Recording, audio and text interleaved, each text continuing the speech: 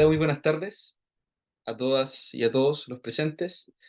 Hoy vamos a abordar un tema muy relevante desde varios aspectos, muy interesante también. Yo soy Vicente Rueda de Traverso, abogado especialista en Derecho Civil, eh, y hoy vamos a hablar de los derechos, capacidad y línea sucesoria en el ordenamiento legal chileno de los adultos mayores, dividido en varias temáticas que vamos a abordar de manera práctica y también detallada en esta presentación.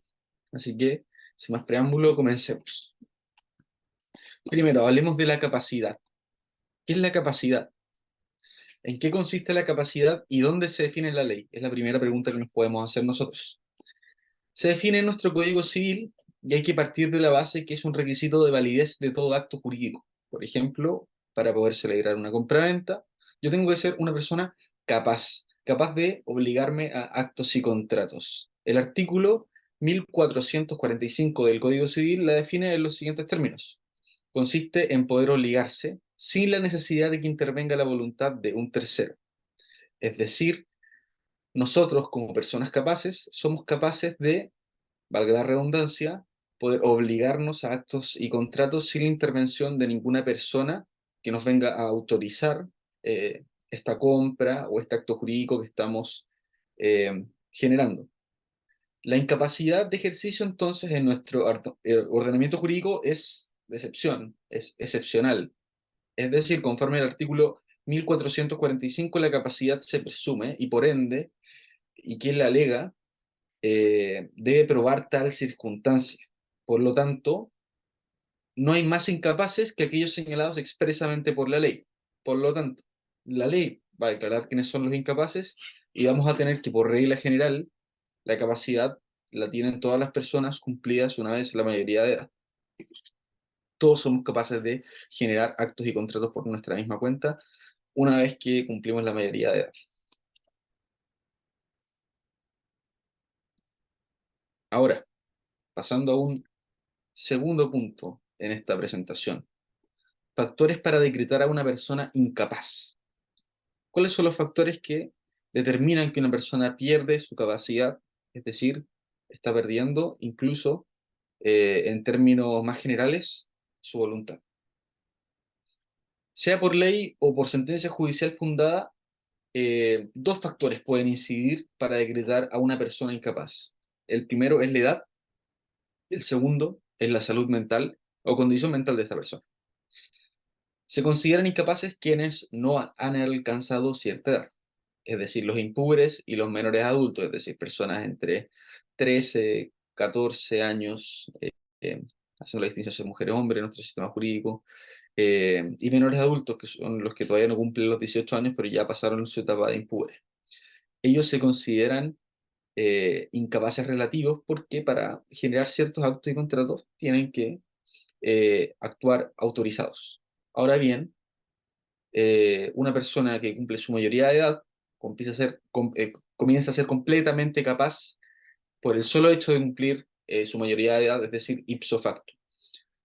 En cuanto a salud mental, distinguimos entre la ausencia de raciocinio, es decir, los dementes y sordomudos o sordomudos que no pueden darse a entender claramente, y los impulsos irrefrenables, que son las personas que son disipadores o dilapidadores, que no han mostrado poseer prudencia para actuar en sus negocios jurídicos.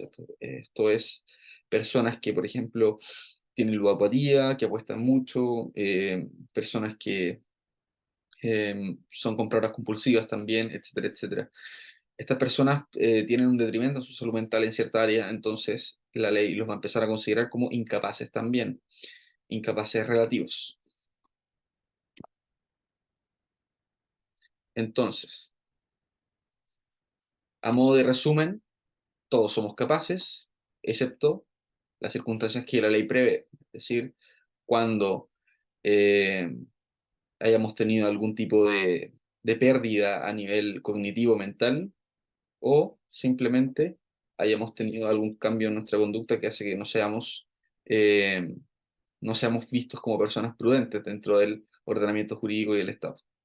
Por lo tanto, se toma la vía de la interdicción y de anular la voluntad, es decir, la capacidad de esas personas. Ahora, respecto del tema de hoy, respecto de los, la gente adulta mayor, cuando se convierte en incapaz. Primero, tenemos que partir por hacer la siguiente distinción: absolutamente incapaces y los relativamente incapaces. Yo estuve hablando anteriormente de los absolutamente incapaces y de los relativamente incapaces, pero nunca hicimos la distinción en qué realmente, eh, en qué categoría y en qué afectaba que uno fuera absolutamente incapaz o relativamente incapaz. Primero, los absolutamente incapaces carecen de voluntad o juicio, carecen de voluntad o juicio de manera absoluta. Son tales los dementes, los impúberes y los sordos o sordomudos que no pueden darse a entender claramente. La incapacidad absoluta impide ejecutar por sí mismo un acto jurídico alguno, y estas personas van a tener que actuar representadas por algún curador o por alguna persona que se haga cargo por ellas. Y también tenemos los relativamente incapaces, que tienen voluntad, pero les falta experiencia o prudencia para el actuar. Y son tales los menores adultos, es decir, gente que todavía no cumple los 18 años, pero que ya está más grandecita, por decirlo así en términos coloquiales. Entonces sí tienen ahí un poco de una cuota mínima de prudencia para actuar. Por lo tanto, pueden actuar por sí solos, sí, a diferencia de los absolutamente incapaces, pero van a tener que actuar autorizados previamente por quien esté a su cuidado. Entonces, esa es la gran diferencia entre los absolutamente incapaces y los relativamente incapaces. Los relativamente incapaces van a poder actuar por sí solos, pero con firma, con autorización, y los absolutamente incapaces nunca van a poder actuar por sí solos, siempre van a tener que actuar representados. Ahora, los adultos mayores y la declaración de interdicción. Como bien se explicó, los adultos mayores eh, son los cuales tienen, perdón, bien digo, que los adultos mayores y la declaración de interdicción va a ser el motor o va a ser el mecanismo que logre que una persona que tenía su capacidad plena, porque todos sabemos que a los 18 años se cumple la capacidad plena y la vamos a tener por la regla general, pero ¿cómo es que yo, una vez cumplida la mayoría de edad, la llego a perder, si no es por haber quedado demente o por los casos que vimos anteriormente? Bueno, los adultos mayores pueden ser susceptos a ser declarados de interdicción, y veremos el procedimiento más adelante. La Corte Suprema ha sostenido que debe entenderse por tales a todos los que tengan de un modo permanente sus facultades mentales sustancialmente deterioradas, que es el caso de muchos adultos mayores. Entonces, al final estaríamos entendiendo que los adultos mayores, si bien alcanzaron su capacidad plena por haber cumplido la mayoría de edad, si es que tienen de forma permanente sus facultades mentales deterioradas, vamos a tener que también sustraerlos del sistema jurídico, porque los actos que estén cometiendo también lo más probable es que carezcan de toda prudencia. Entonces se haría como una situación análoga, o se daría una situación análoga con el tema de la gente que está declarada interdicta por demencia. En este caso sería por demencia senil, como se conoce coloquialmente. Ahora, la ineficacia de los actos de los dementes, en nuestro caso adultos mayores interdictos, es un efecto que se va a generar con esta declaración. Por eso nosotros buscamos que la gente sea declarada interdicta, porque vamos a generar que sus actos sean ineficaces, es decir, todo lo que ellos contraten o puedan hacer no tenga ninguna validez en la vida jurídica. Debemos distinguir entre actos realizados antes de la declaración de interdicción por causa de demencia y los realizados con posterioridad. Los que están realizados antes de la declaración de interdicción obviamente tendrán valor, pero que están realizados con posterioridad no tendrán valor alguno, naturalmente. Ahora, ¿cómo es el procedimiento para solicitar la declaración de interdicción por demencia de un adulto mayor? Este procedimiento tiene por objetivo quitar del derecho o quitarle el derecho a administración de sus bienes a una persona, porque no cuenta con las facultades mentales mínimas, designando a un curador para ejercer dicha acción, es decir, una persona que representará al adulto mayor. El curador, por regla general, es el representante para los actos de la vida civil de una persona declarada interdicta, debido al déficit de sus facultades mentales. La persona que es declarada interdicta pierde la administración de sus bienes y sus actos no tienen valor legal, es decir, podrían ser declarados nulos en un juicio de nulidad. La solicitud de declaración de interdicción por demencia debe ser presentada ante el respectivo juzgado civil por un abogado o una abogada. Ahora, más en concreto, ¿qué necesito para poder hacer este trámite? ¿Qué necesito llevarle a un abogado para que éste pueda empezar a tramitar la declaración de interdicción? Primero, vamos a necesitar fotocopia por ambos lados de la cédula de identidad del solicitante. El solicitante va a ser un familiar, no va a ser la persona interdicta, ojo. El solicitante va a ser el curador, la persona que va a quedarse a cargo de esta persona. Vamos a necesitarle entonces la fotocopia de esta persona, el solicitante, certificados que acrediten parentesco o matrimonio entre persona solicitante y el presunto interdicto o presunta interdicta, claro, porque la ley nos exige un parentesco, un mínimo de parentesco, ojalá que sea el parentesco más cercano, pero hay casos donde no se da, entonces igualmente a los tribunales les gusta cerciorarse de que estas personas que están cuidando sean parientes consanguíneos de igual grado, pero que sean parientes. Porque la ley así lo exige, aunque pueden existir, como en todo, excepciones, puede que la persona no tenga parientes, y en ese caso, bueno, se verá en tribunales con algún tipo de curador o alguna persona que pueda hacerse responsable de manera subsidiaria. 3. Certificado de discapacidad emitido por el COMPIN, si es que lo tiene, esto es muy importante. Y también certificado de discapacidad emitido por el registro civil, si cuenta con él. Con estos antecedentes, nosotros vamos a poder iniciar el trámite de interdicción frente a un juzgado civil competente, que será el del domicilio del solicitante. Ahora, cambiando un poco el tema, ya alejándonos de lo que es la capacidad, de lo que son las interdicciones, en realidad que es el proceso por el cual se le quita la capacidad a un adulto mayor en nuestro derecho, eh, es momento de hablar de la línea sucesoria en el ordenamiento legal chileno. Es momento de hablar de las herencias, de los testamentos, de la gente que no deja testamento, cómo es esto, cómo se ordena esta película que a veces es muy enredada y que genera también, por qué no decirlo, muchas dificultades dentro de las familias y a veces muchas, incluso riñas. Así que muy útil saber bien cuáles son nuestros derechos en este sentido y cuáles son los derechos del causante también, que deja una herencia. Entonces pasemos a ver, primero, ¿qué es la posesión efectiva?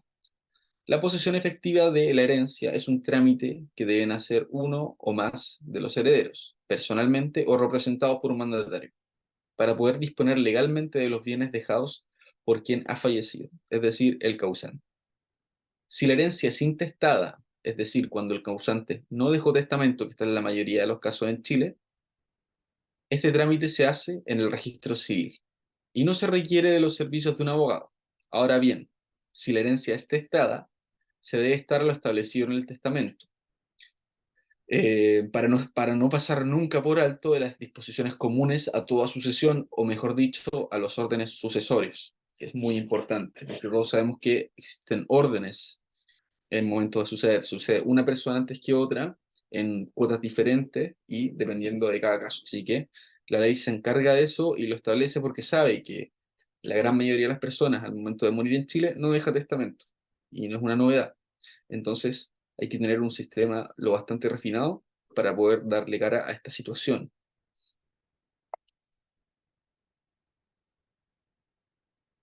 ¿Quiénes se consideran herederos? Entonces ahora vamos a pasar a lo que eran los órdenes sucesorios. Las personas a las que, de acuerdo a la ley, les corresponde suceder al difunto cuando éste no dispuso válidamente de sus bienes en vida. Son llamados a la sucesión intestada las siguientes personas en este orden. Artículo 988 y siguientes del Código Civil. Primero, el primer orden sucesorio se encuentra en el artículo 988 y es el artículo que enuncia el primer orden, que es el conocido como el de los hijos. los hijos y el cónyuge sobreviviente. Este es el orden sucesorio más común por temas de temporalidad biológica. Siempre, o la mayoría de los casos, muere el padre y quedan los hijos y un cónyuge que sobrevive. Entonces, el primer orden serán los hijos, el cónyuge o conviviente civil que lo sobreviviere. Ojo, no solamente es personas casadas, sino que también puede ser conviviente civil, no parejas de hecho, pero sí conviviente civil. En el caso de haber fallecido algún hijo del testador, heredan en su lugar los hijos de este, es decir, los nietos del fallecido. Ese es el derecho a representación. Por ejemplo, ok, tenemos el primer orden sucesorio, tenemos los hijos, todos ellos heredan en partes iguales, la masa hereditaria que exista, en partes iguales, y el cónyuge sobreviviente se lleva la misma porción de los hijos, pero completa para él, es decir, se lleva la mitad y los hijos se reparten entre ellos la otra mitad a prorrata de sus cabezas. Ese es el primer orden y el más ocupado y el más común.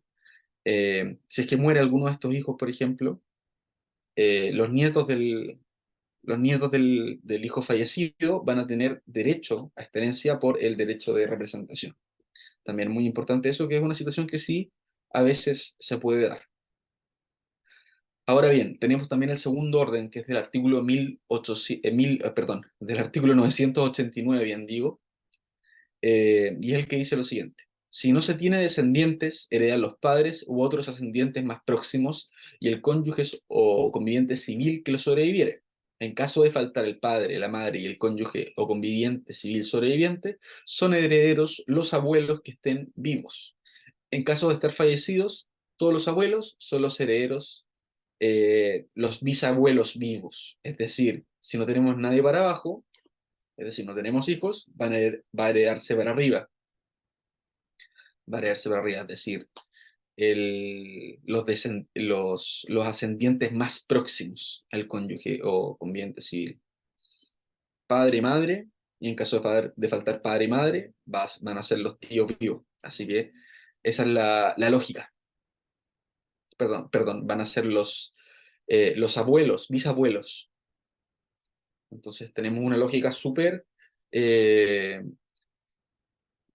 súper lineal en nuestro derecho en ese sentido, porque se sucede primero para abajo, después para arriba. Así uno lo puede memorizar de forma simple. Y el tercer orden es que si falta para abajo y para arriba, como decíamos anteriormente, van a heredar los hermanos que quieren, ya sea por parte de padre, por parte de madre o algunos de ellos. Pero es importante saber que este tercer orden ya comienza a ser un orden que no es forzoso. Entonces, si es que hay un testamento y el testamento le deja todos los bienes a otra persona, pero yo soy del tercer orden, no voy a poder alegar mi parte. Pero si soy del primero o el segundo orden, y hay un testamento que le está dejando toda la masa hereditaria a otra persona y me está defraudando a mí, voy a poder hacer valer mi derecho. Pero si soy del tercer, cuarto orden, quinto orden, no. Ahora bien, el cuarto orden del artículo 992. En caso de faltar todos los anteriores, él hereda los colaterales más próximos, es decir, los parientes consanguíneos que, descendiendo de un tronco común, no son ascendientes ni descendientes del causante. En primer lugar están los tíos, y en caso de no existir ningún tío vivo, heredan los primos de la persona fallecida. Entonces, si no existe nada, van a heredar los tíos, y si no, los primos. Y así lo dice la ley. Y ahora, el quinto orden, el último lugar, si es que ya de verdad esta persona está sola, realmente sola en la vida, hereda el quinto orden, que es, a falta de todos los herederos, va a suceder el fisco de Chile. Entonces, Chilito se queda con la plata en ese contexto, se recauda para nuestras arcas fiscales. Así que eso sería un pequeño resumen de lo que son los órdenes sucesorios generales, los que se aplican al momento de fallecer una persona, al momento de tener que solicitar la posesión efectiva. Y justo ahora que estaba hablando de la posesión efectiva, qué mejor que pasar a hablar de ella en sentido de cómo se tramita, porque este es un trámite que muchas personas tienen pendiente o se han visto enfrentadas y es bueno tener siempre una pequeña orientación al respecto. ¿Dónde se hacen los trámites para posesión efectiva? Primero que todo, se puede solicitar ante cualquier oficina del registro civil. Allí puede pedir un formulario de solicitud de posesión efectiva que se entrega especialmente para este fin. El formulario también está disponible en el sitio web www.registrocivil.cl para su impresión. Lo importante es tener este formulario y saber rellenarlo.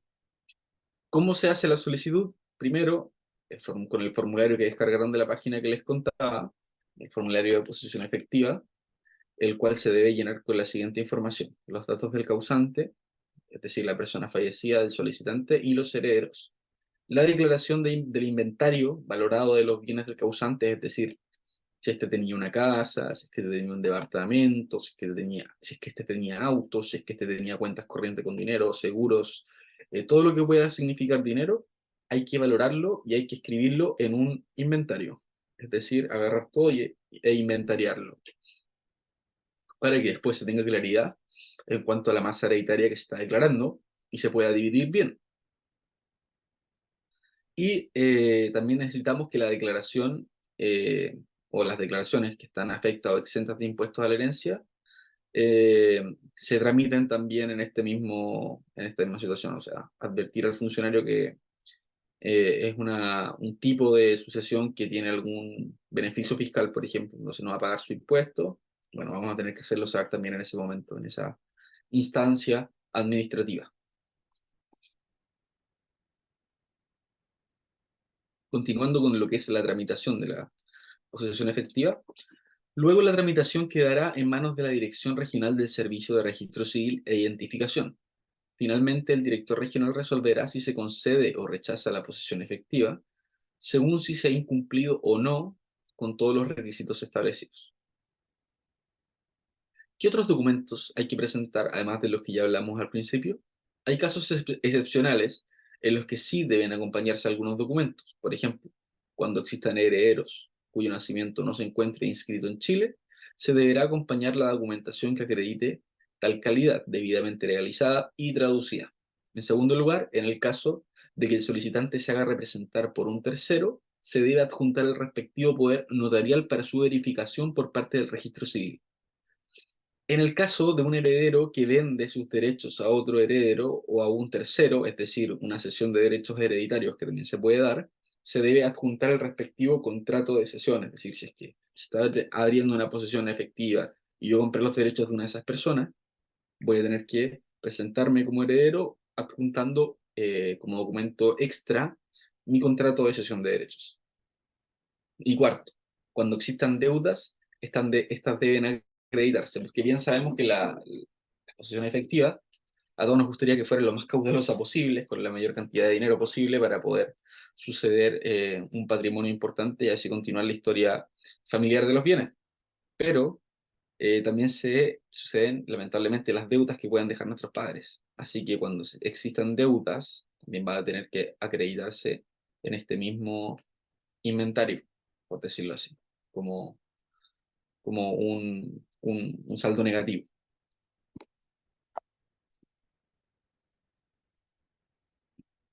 Ahora bien, ¿qué pasa luego de que la solicitud es aceptada? ¿Qué hay que hacer? El director regional del registro civil deberá dictar una resolución concediendo la posesión efectiva. Ese es el efecto inmediato que produce esta declaración. Luego se ordenará la inscripción en el Registro Nacional de Posesiones Efectivas y el registro civil podrá otorgar los certificados que le sean solicitados al respecto de esta declaración de interdicción. El trámite íntegro de la posesión efectiva comprenderá de la emisión del primer certificado. Una vez se ha obtenido el certificado de inscripción en el Registro Nacional de Posesiones Efectivas, es necesario, uno, declarar y pagar los impuestos de herencia en el Servicio de Impuestos Internos si correspondiere. Dos, inscribir los bienes raíces a nombre de los herederos en el conservador de bienes raíces, es decir, las inscripciones especiales. Tres, inscribir los vehículos a nombre de los herederos en el registro de vehículos motorizados. Cuatro, inscribir otros bienes sujetos a registro. Y cinco, cobrar derechos y o depósitos. Y ahora como punto 7 vamos a hablar de la manutención. ¿Las personas mayores pueden solicitar pensión de alimentos a los hijos? Esta es una pregunta común. Y la respuesta es sí. Las personas mayores pueden solicitar pensión de alimentos a los hijos mediante una demanda de alimentos en tribunales de familia. El derecho de alimentos se señala para los ascendientes, por lo que se puede solicitar a los padres, abuelos, bisabuelos, descendientes, que estén en condición de otorgarlo. El beneficio consiste en dinero para solventar gastos de alimento, vestuario, habitación, medicamento, locomoción o esparcimiento. Y también cualquier otro ítem que, como bien sabemos, no haga perder la condición social actual del individuo. Por lo tanto, si yo estoy en una situación de necesidad y soy un adulto mayor, puedo demandar a mi hijo si es que él tiene un ingreso demostrable, y yo lo necesito así porque mi condición no me da para solventarme solo. Y de no hacerlo estaría cometiendo delitos eh, y de abandono, y estaría cometiendo una grave falta en el derecho de familia. Entonces, podrían también caerle las penas del famoso Registro Nacional de Deudores, los apremios pendidos.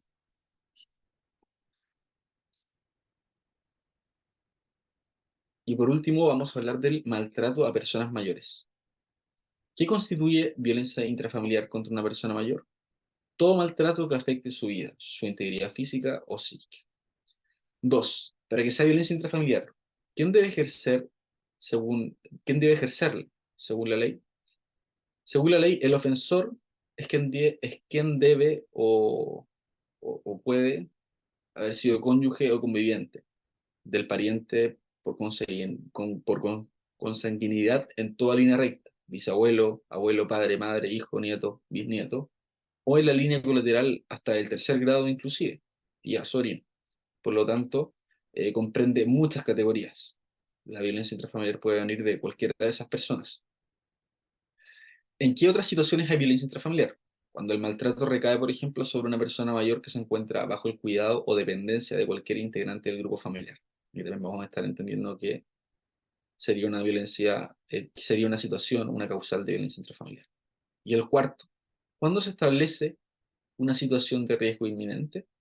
Cuando una persona mayor, dueño o poseedora a cualquier título del inmueble donde reside, por ejemplo, arrendatario o comunero de la sucesión, sea expulsado de este, relegado a sectores secundarios, restringido o limitado en su desplazamiento al interior de ese bien raíz, por lo que esto también sería constitutivo de una violencia intrafamiliar. Es decir, si es que una persona mayor la tenemos ahí toda descuidada, la tenemos encerrada en una pieza, si es que no ejercemos violencia física o violencia verbal, da lo mismo, porque esto sería considerado para la ley también una suerte de violencia intrafamiliar.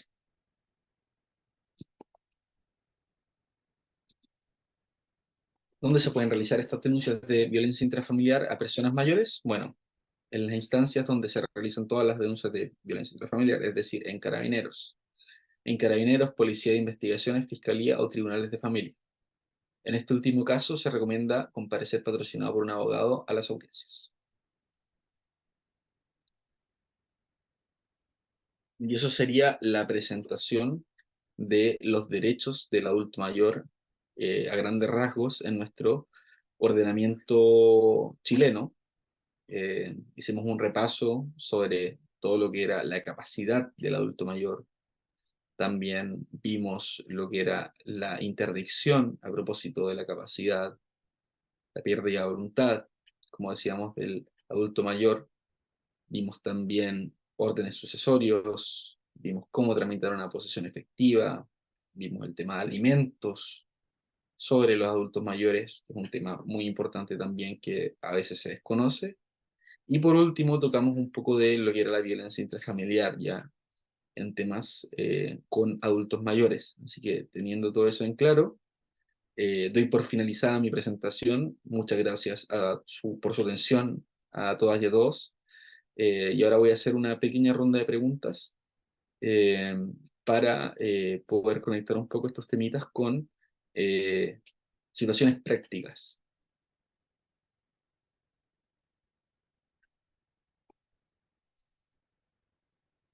Acá Valesca nos hace una pregunta. ¿Qué pasa en el caso cuando un adulto mayor realiza una venta engañado, una venta de inmuebles? Bueno, en el caso de que una persona realice una venta engañado, se estaría faltando a la voluntad. O sea, si es que nosotros analizamos los componentes de ese negocio jurídico, la voluntad es exigida en todo negocio jurídico que uno celebre, porque si no, se está perdiendo un elemento para poder constituirlos, el elemento volitivo.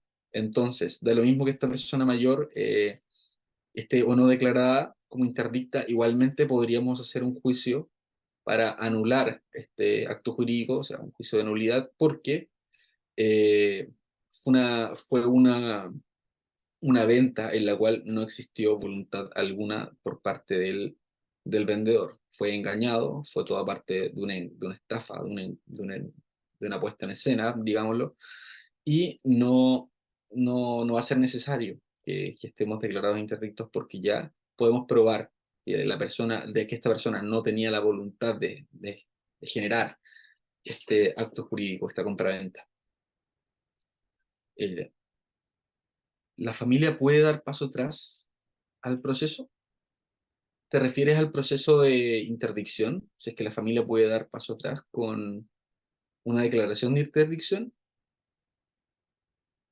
o te refieres a que si la familia ya al proceso de venta. Sí, claro, con la nulidad. La nulidad tiene que ser alegada por la persona capaz.